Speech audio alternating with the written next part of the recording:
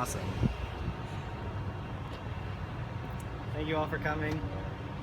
So I'm a business major, and I thought originally that after I graduate I would do something in business, but that's not what's going to happen.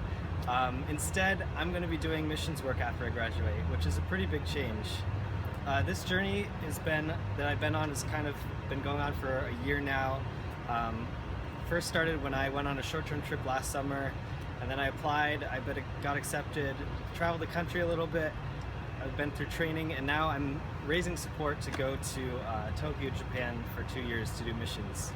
So it's been a crazy thing, but incredibly worth it. And one of the biggest things that I've learned is that missions work is not just for those going abroad. It's really for everyone, and we're all called to missions in our lives. I know that you all have probably heard a dozen sermons about the Great Commission or about just being missional in your workplace or your school, but I promise I won't give you a sermon. Instead, I do want to talk about something that I've kind of seen as I've gone through this journey, and something that breaks my heart, and that is that people, especially younger people like us, they're not getting involved in missions as much as they used to be. And so I'm going to analyze this issue a little bit more. I'm going to talk about some of the causes of why this is happening, and then give you a plan of action. As I mentioned, the problem is that not a lot of people are getting involved in missions as much as they used to. In the US, we've been seeing the number of missionaries being sent out decreasing, according to IMB strategist Joe Dillon. In relation to this, church spending on missions has also been decreasing. For example, my church recently froze its spending because not enough money was coming in. And unfortunately, when when churches' budgets are cut, usually missions is the first thing to go. Another part of the problem is that effective missions are not a focus of the American church anymore. According to the website The Traveling Team, which has an archive of different statistics about missionaries, 87% of foreign missions budgets goes to work being done among people who are already Christians. Only 1% of money spent on missions goes to reach unreached people groups. On top of this, 90% of Christian workers work within the Christian world. A study by Gordon Conwell showed that traditionally, the U.S. has sent out the most missionaries, which it still does based on numbers, but it now ranks number 9th in missionaries sent per million church members. Interestingly, Palestine is the first in this, and Ireland is number 2. So instead of being missions-minded, many churches are becoming more inward-focused. Their programs and ministry only serve their congregations. Not surprisingly, having an inward focus is also linked to declining church attendance, according to Tom Rainer in an article on lifeway.com. Lack of commitment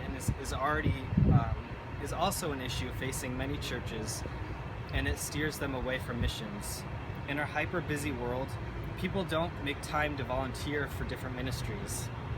My church back home is currently facing some issues like this. We recently had to cut an after-school program for kids because no one wanted to take charge.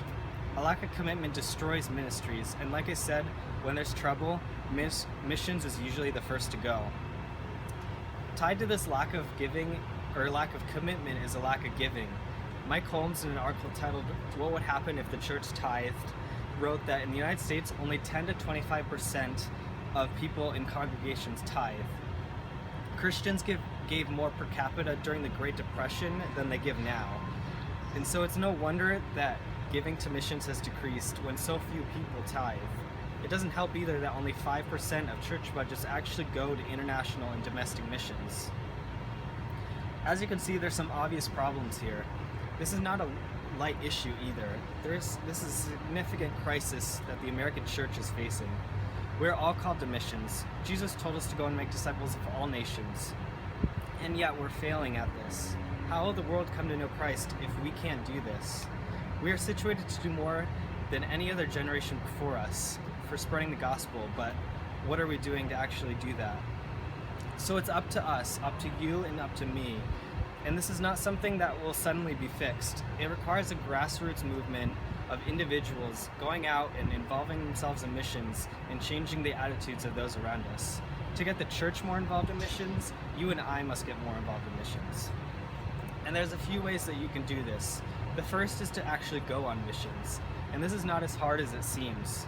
You don't necessarily have to go abroad to do missions work. You can take a short-term trip to an inner city or to somewhere across the country. If you don't want to go abroad, you could, or if you do want to go abroad, you can raise support. Fundraising is a difficult but rewarding experience. I've done it a couple times now, and I'm currently raising support for full-time missions, and I've learned so much through it already. I won't talk too much about missional living. I'm sure you all have heard a lot about that before, but there are opportunities all around us for this. Don't just think about your immediate surroundings though. There are over 800,000 international students currently in the US, and 62% of them are from countries in the 1040 window that are often close to traditional missionaries, according to the traveling team. What if we were to invite them into our homes and our churches? In the US, we have an awesome opportunity to just be involved with international people groups all around the world because they come to us. So grab a friend, tell your church to get involved. In a study by the Association of Christian Churches or Christian Schools International, they found that going and participating in missions gives us empathy for others. It opens our eyes to the needs of others. Through it, we start to get a better understanding of the love of Christ and how we can be witnesses to the gospel. When a church doesn't do this, when a church does this, its congregation grows closer together. Outreach creates in us a desire to do more and eventually leads to a God-honoring desire for missions. Another way to get involved is to advocate for missions. This is pretty self-explanatory. Just promote the cause of missionaries and missions organizations in your church or to your friends. David Platt has a great article on this on the website 9 Marks called 5 Ways Your Church Can Get Involved in Global Missions Starting Tomorrow. And one of them is to talk about the biblical basis for missions in your church. By doing this, people begin to realize why missions is needed and why they actually want to participate in it. A third way to get involved is to support missions work. Other than of advocating it, you can support it financially. In the same article, What Would Happen If the Church Tithed, from Relevant Magazine, it said that if all the members of the church tithed 10%, then it would bring in an extra $165 billion. And only $1 billion of that is needed to fully fund all overseas missions work.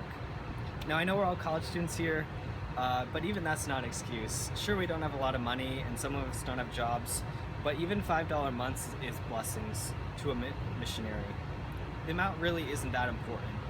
Giving maybe $5 now is fine, but once you graduate, maybe you can think about giving $10, or once you get a promotion, giving $25 or $50.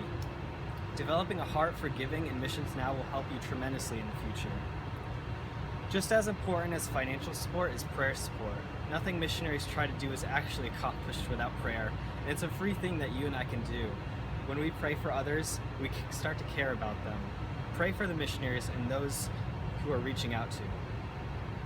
Other things you can do to support missionaries is to bless them through hospitality. According to David Peach in his article, How to Get Involved in Missions. Let them stay at your house while they're on a home assignment. Missionaries can get lonely too, so regularly communicating with them and just being their friend is a huge blessing. Get creative with the ways that you support missions. Maybe you can even offer your talents or expertise in a field to help missionaries. Business as missions is a growing field, and not all missionaries have business knowledge. Offer to Skype with them and give them advice on business, for example. There are other ways to get involved. Like I said, it's up to you and I to get involved before we can see the church more involved in missions. By participating more, we can see the world change for the gospel. We fulfill the Great Commission by doing so and experience the blessings from that. We will see unreached people groups come to know Christ, and we get even closer to having every nation reached for the gospel. If we don't get more involved though, we're ignoring God's commands. God doesn't bless laziness or non-commitment. We miss out on an opportunity to honor God, and we don't see change in the world through the gospel. Not only this, but when missionaries and outreach groups stop, the church dies. It stops being what God intended it to be, and it becomes an inward-focused social club. Worst of all though, if missions doesn't continue, then the love of Jesus doesn't reach other people, and they won't go to heaven with us. So I hope you see how it's important it is to get involved in missions and how we need to get the church more involved in missions. The church might be losing its focus on missions, but there's a solution, and that is by you and I participating, going on missions, advocating for missions, supporting missions, and then encouraging others to do the same. Let us change the church and then the world. Thank you very much.